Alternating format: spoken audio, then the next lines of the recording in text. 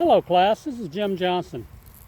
I'm speaking to you here from Shawnee National Forest RV Park and Campground in Vienna, Illinois.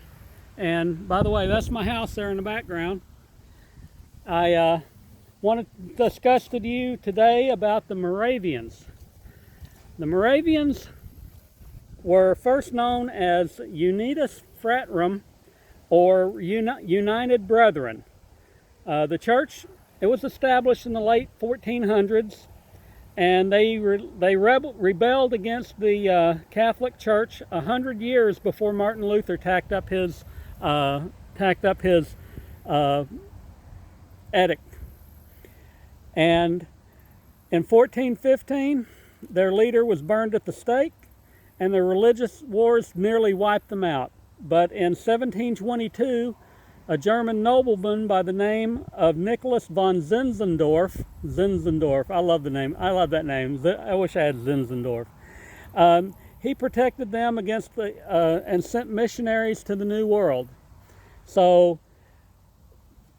the two most prominent settlements that were established with his missionary, when he sent the missionaries over, were Bethlehem, Pennsylvania, which is 1741, and Salem, North Carolina, which is in Forsyth County, and that will become an interesting subject later on in this discussion.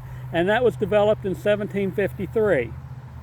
The Moravians were known for their mission work and their outreach, especially with the Native Americans.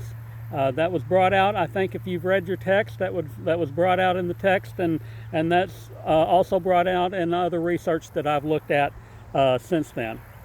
There currently are about 50,000 Moravians in the United States, but they're a lot less. They're not as they're more mainstream now than what they were. But that's the history about the Moravians. Let's talk about their beliefs. In the 1700s, the Moravians believed that Christianity was too rigid and legalistic. Their focus was on sin, guilt, and doctrine, whereas the Moravians practiced a heart religion. They focused on joy, pleasure, and the intimate personal relationship with God.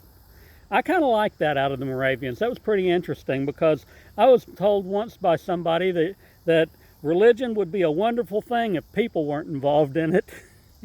Anyway, they practiced communal living. They believed in universal education and equality, and that goes a little bit farther than what I expected the universal equality to be.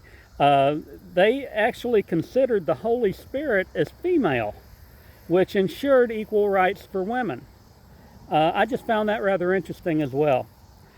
Sermons were preached in the local language, in German, and not in the prescribed Latin that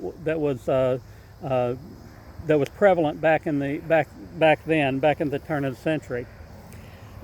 Now, the reason that I thought that I really looked at the Moravians is my wife and I had got onto Ancestry.com.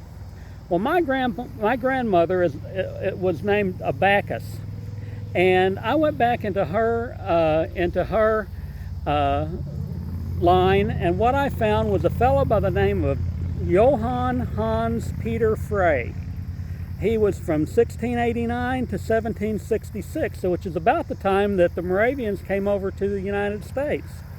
He was born in Alsace, France, which is right on the German border, and he immigrated to Philadelphia in 1732, which was right before Bethlehem, 9 years before Bethlehem became a city.